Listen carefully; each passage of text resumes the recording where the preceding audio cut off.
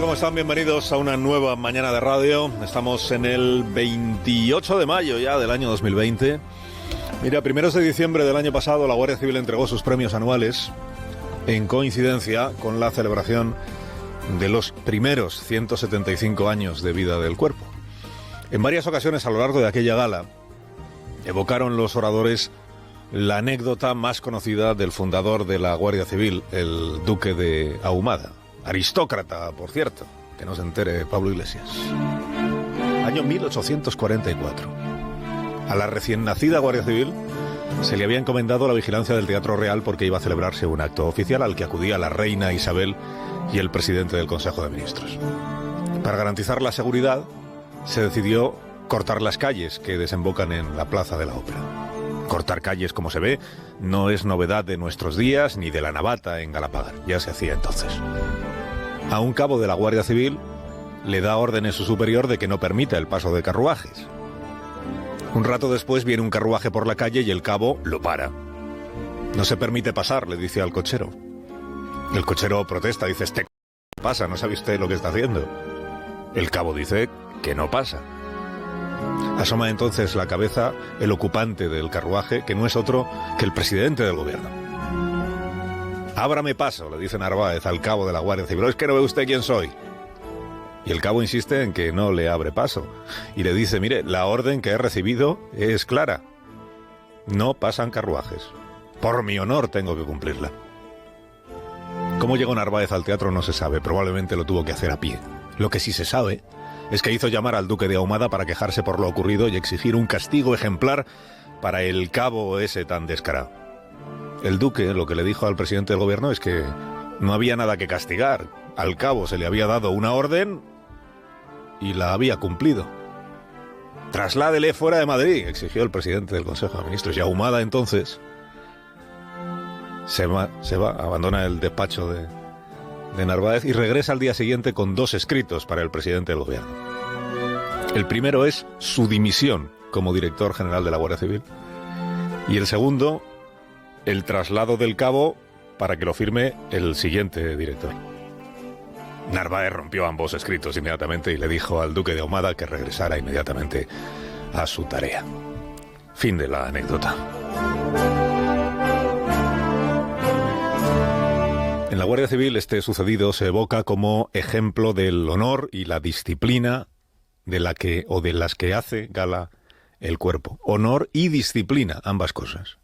Lo mencionó el ministro Grande Marlaska en su discurso del mes de diciembre en aquella entrega de premios. El duque de Ahumada, como se ha dicho, trazó en su cartilla el camino firme, ha traído hasta nuestros días. Habéis sido testigos discretos de nuestra historia, permaneciendo leales y neutrales a todo tiempo político y realizando servicios de una importancia indiscutible. Ayer en el Congreso de los Diputados, Teodoro García Egea, número 2 del Partido Popular, evocó este episodio del duque de Ahumada y de Narváez para equipararlo, de forma errónea, a la dimisión del número 2 de la Guardia Civil este martes. El general Laurentino Ceña ha hecho lo mismo con su gobierno, ha preferido irse que tomar una decisión injusta. El teniente general Laurentino Ceña, en realidad no dimitió para no cumplir una orden, porque no tenía ninguna orden él que cumplir. En todo caso dimitió, por lo que se ha contado, porque no fue capaz de disuadir a sus superiores de destituir al coronel Pérez de los Cobos. Porque pensó que era una equivocación y dimitió en todo caso para manifestar su disconformidad, no porque él incumpliera nada. El vicepresidente Pablo Iglesias, sobreactuado ayer, fingiendo escándalo, poco menos que en jarras y aparcando su tono frailuno de los últimos días, atribuyó a García Egea un llamamiento a la insubordinación de la Benemérita. ¿Está usted pidiendo, señor García Egea, a los miembros de las fuerzas y cuerpos de seguridad del Estado que incumplan las órdenes que consideren por iniciativa e incitación de ustedes injustas? ¿Usted es consciente? Sean ustedes prudentes, que nos estamos jugando la democracia, señoría. Laurentino Ceña no se ha insubordinado, ha dimitido. Y el duque de Ahumada, es que el episodio del duque de Ahumada refleja justo lo contrario de lo que interesadamente está queriendo interpretar Pablo Iglesias. Precisamente para que la orden sea cumplida, es por lo que el mando de la Guardia Civil se aparta, renuncia y deja que el superior ponga a otro mando que quiera cumplir o que haga cumplir esa orden. Si el mando entiende que la orden que está recibiendo es injusta, lo que hace es dimitir. No se insubordina, pero tampoco se traiciona a sí mismo. Esta es la filosofía del honor y la disciplina. Como a poco que repase el episodio histórico y los hechos de esta misma semana, podrá entender el vicepresidente sin necesidad de ponerse en jarras. Aquí nadie se ha insubordinado. Lo relevante es el uso que hizo ayer Pablo Iglesias de la intervención de Teodoro García Egea para dar esta idea. Esto es ya un anticipo de lo que está por venir, ¿no? Esto es una especie de lo que nos espera. Esto de preguntarse falsamente, con el único fin de deslizar una afirmación, si acaso el PP está llamando a la insubordinación de un cuerpo armado. Esto que dijo Pablo Iglesias de nos estamos jugando la democracia. Esta maniobra, un poco juego de manos, para empezar a sugerir que el primer partido de la oposición es un riesgo para la democracia española. Lo siguiente será tachar cualquier intervención, actuación del PP o de quien aplauda esa intervención de golpismo. Leo en la crónica de Carlos Cubé esta mañana en el diario El País que algunos ministros están preocupados por la tensión que perciben en su contra, en contra del gobierno, en sectores de la policía, de la Guardia Civil y del Poder Judicial. Dice la información que estos ministros no se sorprenden porque estos tres mundos están dominados por los conservadores, siempre fue así, dicen, pero que les inquieta que la parte más radical, identificada con Vox, tenga un peso creciente en esas instituciones. Por eso hablan de pulso de los generales de la Guardia Civil al ministro Marlaska. La palabra que aparece ya hoy en la crónica del diario El País y en las declaraciones atribuidas o valoraciones atribuidas a estos ministros del gobierno. Pulso, agresividad, ofensiva, ambiente destituyente, dicen. El gobierno está construyendo ya su nuevo relato. Un gobierno sitiado por la derecha y por los demás poderes del Estado, donde la derecha tiene mayoría, una oposición que solo piensa en tumbar al gobierno, la democracia en peligro, e Iglesias y Sánchez dejándose la piel para salvarla. En 2 semanas hemos pasado de sacar cada día a los uniformados de la Guardia Civil, de la Policía, del Ejército, a explicar la gestión del estado de alarma, a empezar a sugerir ahora que es que hay desleales, que hay una revuelta, que hay una amenaza de insubordinación, un pulso. Bueno, este es el triple salto mortal con pirueta para los fabricantes de relatos, ¿no? De ver a los uniformados todos los días en la Moncloa, dando la cara por el gobierno, porque es el gobierno al que rinden cuentas, porque es el gobierno el que los dirige y el que manda, a empezar a sugerir ahora estas cosas. Va a costar que la trama resulte creíble, pero...